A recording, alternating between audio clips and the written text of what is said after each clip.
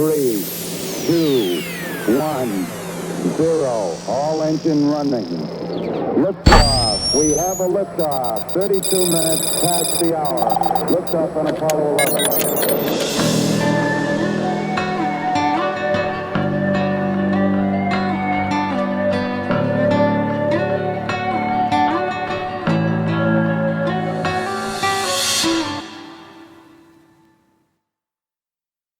Welcome to Roots of Reality. I'm your host, Ben Baumann, and today I'm going to be talking about episode 22, the history of pandemics. So throughout the history of our species, human beings have been attacked and killed by these invisible enemies, viruses and bacteria. To fully understand these enemies, though, we have to understand where they come from. So viruses are not alive, but are rather infectious agents that likely evolved a very long time ago from cells and have been around for millions of years. However, the exact age of viruses is not known. Today there are more viruses than stars in the entire universe, but luckily only some of these viruses can actually infect human beings. Then we have bacteria. Like viruses, there are many different types of bacteria, but bacteria is a living organism that has existed for as much as 400 million years. Now, viruses and bacteria have caused some of the worst tragedies in human history. And today I'm going to be talking about the three major pandemics in human history and the one that we're dealing with today. So to start off, I'm going to be talking about the different death rates of each of these major pandemics throughout history. The first being the oldest, which was the Black Death, or the Bubonic Plague. And during the 14th century in Europe, it killed as much as 33% of people in Europe.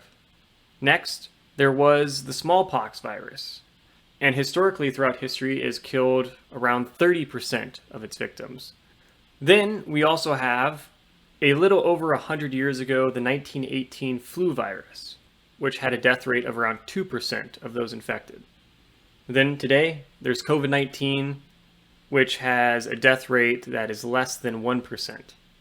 So in response to these different pandemics, people have tried various things over time to try to fight them off. During the Black Death in Europe, which occurred in 1347, being caused by the bacteria Yersinia pestis, which actually originated in China in rodents and spread to people via a type of insect called fleas.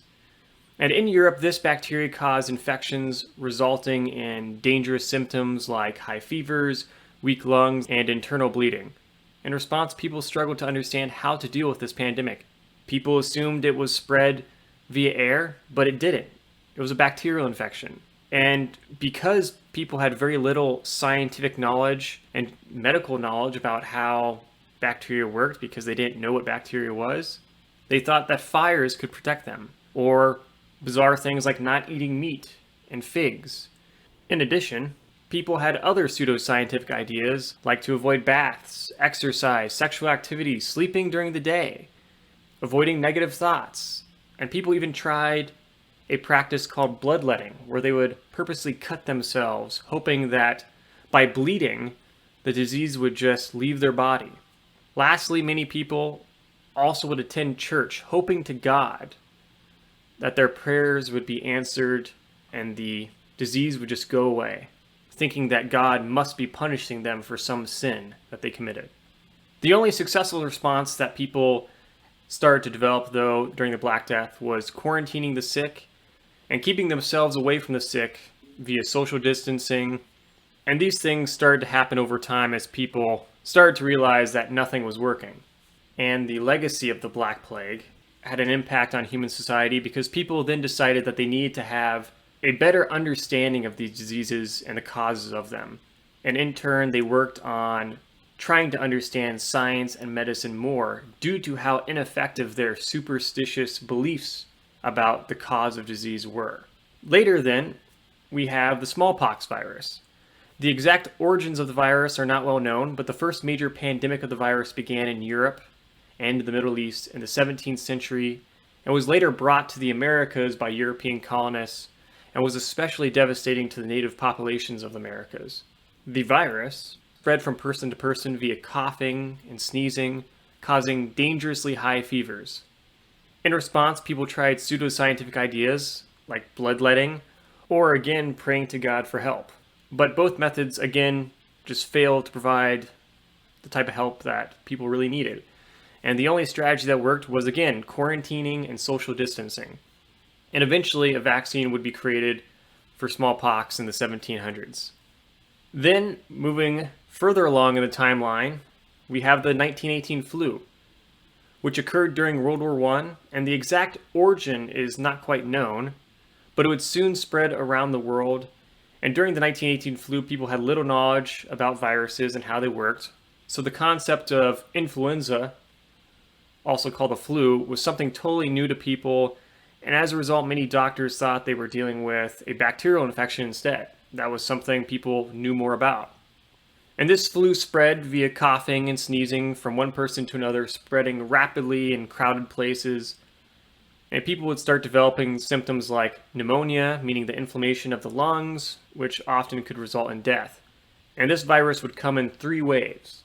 Later on, people would start quarantining and wearing masks and practice social distancing, which were helpful when it came to fighting the virus because there was ultimately no cure, but it unfortunately occurred too late to prevent lots of death. And during the course of this battle with the 1918 flu pandemic, and when people started to have success due to these safety measures, people started to relax when the virus started to go away, thinking that it was on the way to disappearing. Unfortunately, though, it ended up coming back and another wave occurred, killing more people again. Once the 1918 flu was finally gone, people then started to adjust and invest more in public health and really create the field of public health. And it would become an important aspect of society, and also the first international health organizations were formed as well, as people start to realize it's a global effort to stop diseases from spreading around the world, and there needs to be a more sophisticated response to these type of situations. So finally we come to today, where we have the pandemic known as COVID-19, which originated in China, and like the 1918 flu, spreads from person to person via coughing and sneezing.